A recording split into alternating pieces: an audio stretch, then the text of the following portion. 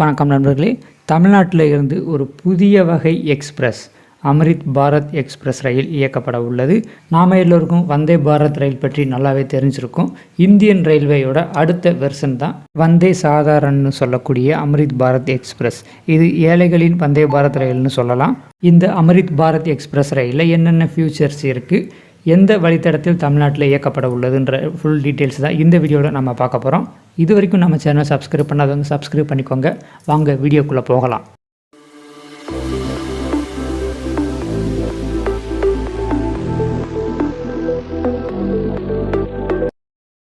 கடந்த சில வருடங்களாக இந்தியன் ரயில்வே புதிய வகையான எக்ஸ்பிரஸ் ரயில்கள் வந்தே பாரத், வந்தே சாதாரன், வந்தே மெட்ரோ, நமோ பாரத் இது போன்ற புதிய வகை ரயில்களை அறிமுகம் செய்துக்கிட்டு இருக்காங்க.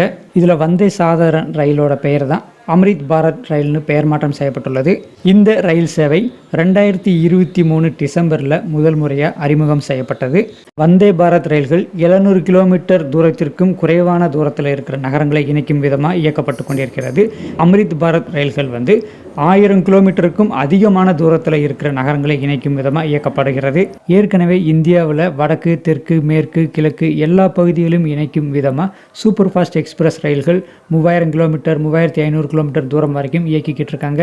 காதிமான், ஹிம்சாகர், விவேக், ராஜதானி, சதாப்தி, துரந்தோ இது போன்று பலவிதமான premium express, super fast express ரயில்கள் இந்தியாவுக்குள்ளே இயக்கப்பட்டு கொண்டிருக்கிறது. இந்த ரயில்களை விட கூடுதலான மேம்படுத்தப்பட்ட சில வசதிகள் கொண்ட ரயில்கள் தான் அம்ரித் பாரத் எக்ஸ்பிரஸ் ரயில். இந்த ரயில்கள் சென்னை ICFல தயாரிக்கப்படுகிறது. வந்தே பாரத் ரயில்கள் போன்று ஆரஞ்சு நிறம் கொண்டது தான். ஆனால் வந்தே பாரத் ரயில்கள் அளவிற்கு பளபளப்பாக இருக்காது. இந்த ரயில்களில் இருக்கிற சிறப்பு வசதிகள் என்னென்னங்கிறத பார்க்கலாம். இந்த ரயில் முழுவதும் நான் ஏசி கோச்சஸ் கொண்டது. ஏசி அல்லாத பெட்டிகள் தான் இந்த ரயில் முழுவதும் இணைக்கப்பட்டுள்ளது. அதனால் வந்தே பாரத் ரயில்களை விட பயண கட்டணம் இங்கே குறைவாக இருக்கும். இதில் மொத்தம் 20 பெட்டிகள் இருக்கும். 12 பெட்டிகள் ஸ்லீப்பர் கோச் பெட்டிகளும் 8 பெட்டிகள் அன்ரிசர்வ்டு பெட்டிகளும் இருக்கும். மற்ற சூப்பர் ஃபாஸ்ட் எக்ஸ்பிரஸ் ரயில்களை பொறுத்த வரைக்கும் அன்ரிசர்வ்டு பெட்டிகள் 2 அல்லது 4 தான் அதிகபட்சம் இருக்கும். இங்கே 8 பெட்டிகள் இருக்கிறதுனால அதிகமான பயணிகள் இந்த ரயில் சேவையை பயன்படுத்த முடியும். இதனால தான் இந்த அம்ரித் பாரத் ரயில்களை ஏழைகளின் வந்தே பாரத் ரயில்னு சொல்கிறோம். இந்த ரயிலோட வேகம் அதிகபட்சம் 130 கிலோமீட்டர் பெர் ஹவர், ஆவரேஜாக 80 கிலோமீட்டர் ஸ்பீடில் இயக்கப்படுகிறது. இப்போ இந்தியாவில் இருக்கிற பெரும்பாலான சூப்பர் ஃபாஸ்ட் எக்ஸ்பிரஸ் ரயில்கள், வந்தே பாரத் ரயில்கள் இதே வேகத்தில் இயக்கப்படுறதுனால வேகத்தில் பெருசாக எந்த மாற்றமும் இல்லை. அதனால் பயண நேரம் குறையும்னு எதிர்பார்க்க முடியாது. அடுத்ததாக ரயில் பெட்டிகளோட உள்பக்க கட்டமைப்பு எப்படி இருக்குன்னு பார்த்தோம்னா, சாதாரணமாக சூப்பர் ஃபாஸ்ட் எக்ஸ்பிரஸ் ரயில்களில் இருக்கிற LHP பெட்டிகள் எப்படி உள்கட்டமைப்பு இருக்கோ அதே போன்று தான் இங்கேயும். ஆனால் இங்கே சூப்பராக அமைச்சிருப்பாங்க. முழுவதும் கேமரா அமைக்கப்பட்டுள்ளது.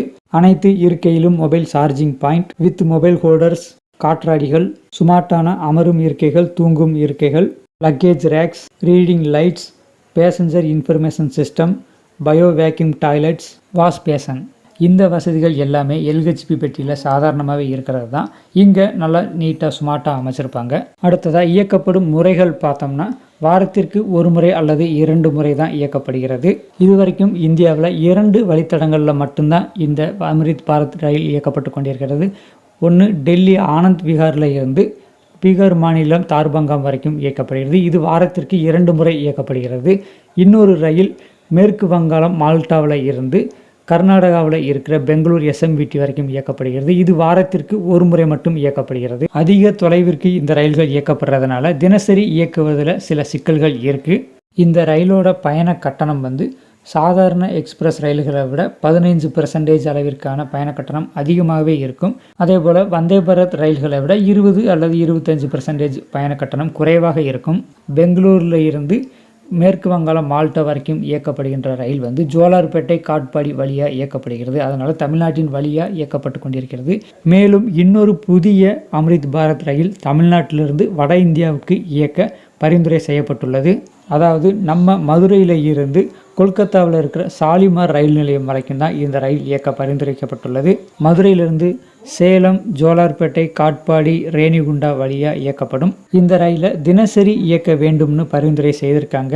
ஏன்னா இந்த வழித்தடத்தில் ரயில் சேவையை பயன்படுத்தும் பயணிகளோட எண்ணிக்கை ரொம்ப அதிகம். தென்கிழக்கு ரயில்வே நிர்வாகம் தான் இந்த ரயிலை இயக்க வேண்டும்னு பரிந்துரை செய்திருக்காங்க. இந்திய ரயில்வே நிர்வாகம் ஒப்புதல் கொடுத்த பின்பு தான் இந்த ரயில் இயக்கப்படும். அதனால் இந்த ரயில் சேவை தொடங்கப்படும் நாள் பற்றிய தகவல் எதுவும் வெளியிடப்படவில்லை. மதுரையிலிருந்து சாலிமார் வரைக்கும் ஏறக்குறைய 2100 கிலோமீட்டர் நீளத்தை 33 மணி நேரம் அல்லது 35 மணி நேரத்துக்குள்ளே கடக்கும்படியாக இயக்கப்பட உள்ளது.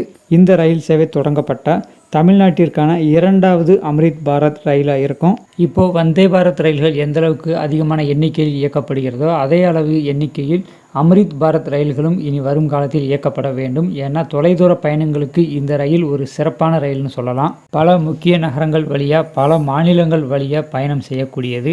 மதுரை, கொல்கத்தா இடையே இயக்கப்பட உள்ள அம்ரித் பாரத் ரயில் போல வேறு எந்த நகரங்களுக்கு இடையே தமிழ்நாட்டிலிருந்து இயக்கப்பட வேண்டும் அப்படிங்கிறத கீழே கமெண்ட்டில் சொல்லுங்கள். இந்த வீடியோ உங்களுக்கு பிடிச்சிருந்துச்சுன்னா லைக் பண்ணுங்கள், ஷேர் பண்ணுங்கள், கமெண்ட் பண்ணுங்கள், மறக்காமல் சப்ஸ்கிரைப் பண்ணுங்கள். தொடர்ந்து சப்போர்ட் பண்ணுங்கள் ஃப்ரெண்ட்ஸ்.